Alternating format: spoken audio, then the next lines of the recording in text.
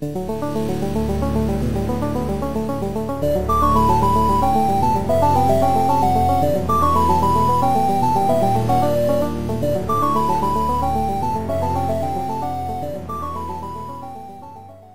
there everyone, welcome back.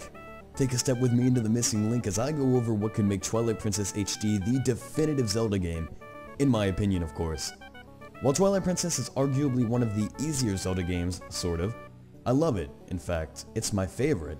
First, I should elaborate on what I mean whenever I say easier. Not necessarily the easiest in terms of puzzles or things like that, but the enemy AI and bosses makes this the Super Smash Bros. Brawl of Zelda games.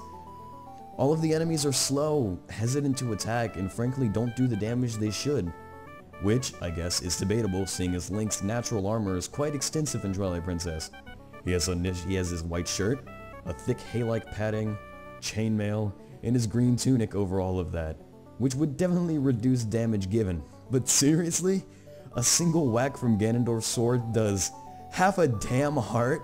Are you kidding me? Now, this brings me to my first point. Make the enemies not so slow to attack, more like Wind Waker. Make them feisty, not that damn 2-year-old trying to choose what damn pancake he wants from Denny's. Jesus. It should be quite easy to fix this issue. Just make the enemies quicker to attack and add a hero mode. But not just doubling damage, oh no. Add the Link Between Worlds hero mode, quadrupling damage done from enemies unless of course they fix the damage ratio in regular playthroughs, as well as, doubling should be fine then. Now, the bosses of the game. Why? Why on earth, Nintendo?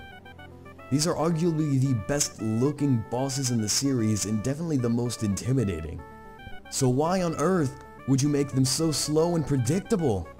It's not even so much predictable as it is just damn slow. It takes what? 10 seconds before one of these giant Deku Babas from the Dia Baba attacks you, giving you plenty of time to use your boomerang. And then Mr. Special fucking Snowflake Fyrus waddles around with his thumb up his ass just waiting for you to attack. And the saddest part is he's probably the most badass looking badass boss in the game. Yeah, you can see how angry I am over this. I can't even speak right.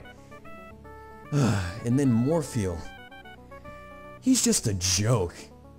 As soon as he's out of the ground, he just swims around knocking over pillars. If he actually attacked out of the ground, he'd be perfectly fine boss. And then later on we get to Aragoma. She's overall fine, I guess. Just make her slightly faster and not die as quickly as 3 hits from the pillars. That's just kinda sad. I'm sure you all get my point.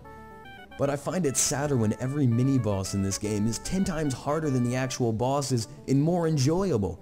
These mini-bosses that are in Twilight Princess are arguably the best the series has ever seen, and very enjoyable to fight against, except for maybe the Deku Toad. Seems like they couldn't even come up with a unique name for that one. Just kinda took King Dodongo and Goma, had him fuck, and out came the Deku Tree. Obviously, another complaint people had, even the creators, is the overworld, or lack thereof. Now, Miyamoto had claimed Twilight Princess had an empty overworld, and was really his only complaint about the game. Eiji Aonuma went on to say this empty overworld was also a gripe of his. I would love to see a horde of enemies in Hyrule Field akin to Zelda 1. Make us fans feel the true danger of the Twilight and Boblin invasion. Such a weird name. Yeah, Boblin. This is rather minor, but I'd love to see the magic armor get a buff. First off, have in time or just flat out remove the rupee reduction, but instead make it only reduce rupees whenever hit. I feel like that would be a much more enjoyable options by the fans. Now, on to the final point. While I personally don't mind, and actually quite enjoy it, the opening of the game. A lot of Zelda fans are wishing for a cut down on the tutorials in the beginning of the game.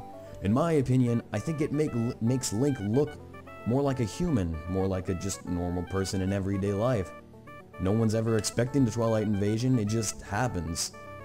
I guess the only thing they can really do though to remove or reduce this is remove the sword and slingshot tutorials, as I really don't see them removing the opening horse ranch bit or the basket catching scene.